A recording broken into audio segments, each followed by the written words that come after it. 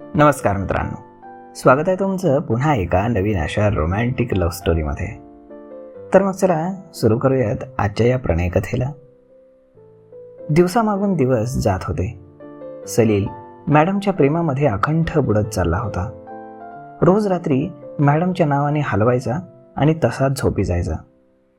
आता तो आपल्या जगामध्ये वावरत होता. त्याला हे नवीन जग मॅडमने दाखवलं होतं. अलीकडे त्याचे मित्रांना भेटणं देखील फारच कमी झालं होतं. शक्यतो तो एकटाच आपल्या स्वप्नामध्ये राहायचा. मॅडमचे मिस्टर आल्यापासून त्या आपल्या कामामध्येच व्यस्त असायच्या. त्यांना सलीलचा विसर पडला होता. मात्र सलीलला मॅडमचे शब्द आठवायचे. मॅडम म्हणाल्या होत्या की आपलं नातं जर टिकवायचं असेल तर जास्त पागल व्हायचं नाही. त्यामुळे तो वर्गात किंवा वर्गाच्या बाहेर मॅडमच्या मागे पुढे फिरत नव्हता. मॅडमला त्याचं हे वागणं मात्र आवडलं होतं. आज शनिवार होता. आज कॉलेज सुटल्यावरती तो घरी निघाला. तितक्यात त्याला परेश भेटला. परेश त्याच्या चांगल्या मित्रांपैकी एक होता. परेशला तो आपल्या वैयक्तिक गोष्टी शेअर करायचा, परंतु मॅडमसोबत घडलेलं त्यानं त्यालाही सांगितलं नव्हतं. परेशने त्याला कॉफी हाऊसमध्ये येतोस का म्हणून विचारताच तो चल जाऊ असं म्हणाला. बहुतेक परेशला त्याला काहीतरी सांगायचं असावं. परेशसोबत कॅफे हाऊसमध्ये शिरताच त्याला काहीसं रिलॅक्स वाटलं. हलक्या आवाजात झिंग आणणारं संगीत वाजत होतं. दुपारची वेळ असल्यानं कॅफे हाऊसमध्ये तशी वर्दळ मात्र कमीच होती. कॉफीचे घोट घेता घेता परेशनं त्याला विचारलं, अरे सलील, अलीकडे तू कुठे असतोस काही कळतच नाही. इथेच तर आहे, सलील शांतपणे म्हणाला. तुझं सांग काय चाललंय. ठीक चाललंय यार, तो बोलला, पण त्याच्या चेहऱ्यावरती मात्र तणाव जाणवत होता. तू म्हणतोयस ठीक चाललंय, पण चेहऱ्यावर किती टेन्शन दिसतंय तुझ्या. बरोबर ओळखलंस यार. काय झालंय. सलील, तू जाणतोसच माझं आणि स्मिताचं एक सुंदर असं नातं तयार झालं होतं काय. अजूनही आहे ना, सलील मध्येच म्हणाला. कॉफीचा घोट घेऊन परेशने एक दीर्घ श्वास सोडला. आता नाही यार. काय झालं.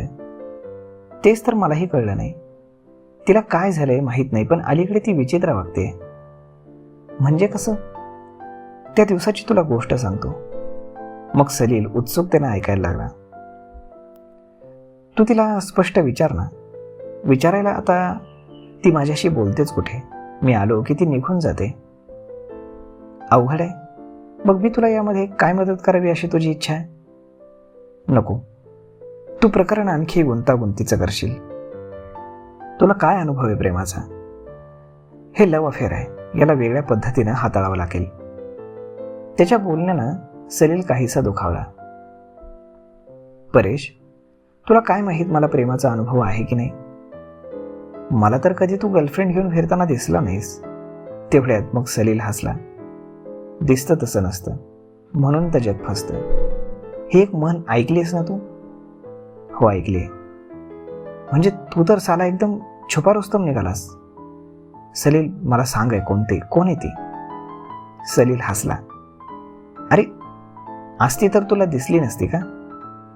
मग तो काहीसा गंभीर होत म्हणाला, नाही रे, अजून तरी माझी कोणी गर्लफ्रेंड नाही. हां. परेश आता त्याच्याकडे संशयानं पाहायला लागला. अरे खरंच. सलील त्याच्या चेहऱ्याकडे पाहून हसला. मग ते बराच वेळ इकडच्या तिकडच्या गप्पा मारत बसले. तितक्यात तिथे स्मिता आली. ती एकटी नव्हती, तर तिच्यासोबत कोणीतरी एक उंच मुलगा होता. परेशला तिचा राग आला होता. तो म्हणाला, माझ्याशी बोलत देखील नाही आणि कोणीतरी फंटूस मुलासोबत कॉफी हाऊसमध्ये बसते. ही गोष्ट त्याच्या काळजाला लागली होती. तो सलीलकडे पाहून म्हणाला, बघ किती नीच आहे ती. सलीलने त्याला नजरेनंच दाबलं. शांत राहा. आपल्याला माहीत नाही की तो कोण आहे तिचा. अरे कोण म्हणजे. ती काय भावाला कॉफी हाऊसमध्ये घेऊन येणार आहे का. अरे तू लगेच निर्णयाला का पोहोचतोयस. मधल्या काही प्रक्रिया असतील की नाही. तू शांत राहा. सलील त्याच्यावर थोडासा रागावला. मग परेश उठला. आता इथे मला अजिबात थांबायचं नाही. ठीक आहे, देताना बिल देऊन जा, सलील म्हणाला. परेश चिडला. अरे तुला बिलाची पडली. इथं माझा जीव जळतोय. परेश, जास्त हायपर होऊ नकोस. तू जरा शांत राहा आणि बघ ती काय करते ते.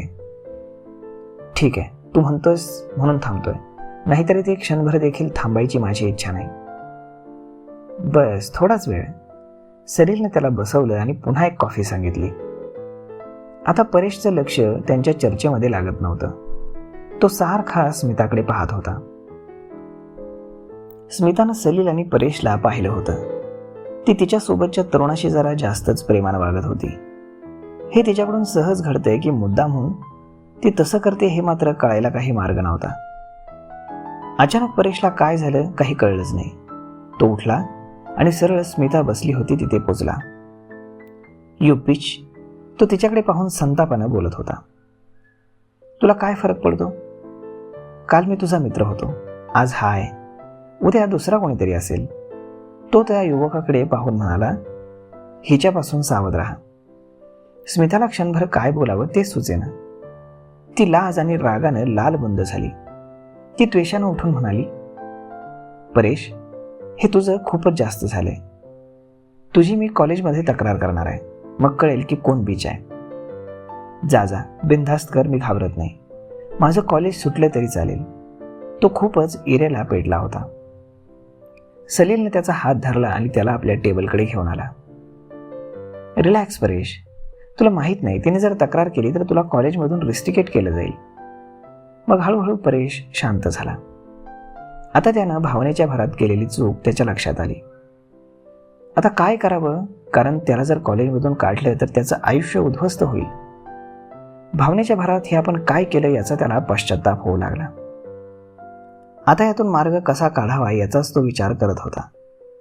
सलीलने त्याला धीर दिला आणि सांगितलं, डोंट वरी, मी एकदा स्मिताशी बोलून पाहतो. तो उठला आणि स्मिताकडे वळाला. सलीलमध्ये हा आत्मविश्वास कुठून निर्माण झाला हे मात्र परेश नवीनच पाहत होता. तो त्याच्याकडे पाहतच राहिला आणि त्याला प्रश्न पडला की हा आत्मविश्वास कसा काय याच्यामध्ये आलाय? केवढ्या बिनधास्तपणे तो एखाद्या मुलीशी बोलू शकतो? तर मग आता तुम्हाला आम्हाला माहित आहे की हा आत्मविश्वास कुठून आणि कसा आलाय ते. परंतु आता सलील हा प्रश्न सोडवू शकेल का?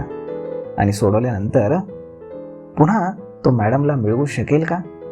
आणि मॅडम सोबत शय्यासोबत करेल का? पाहूयात पुढच्या भागामध्ये.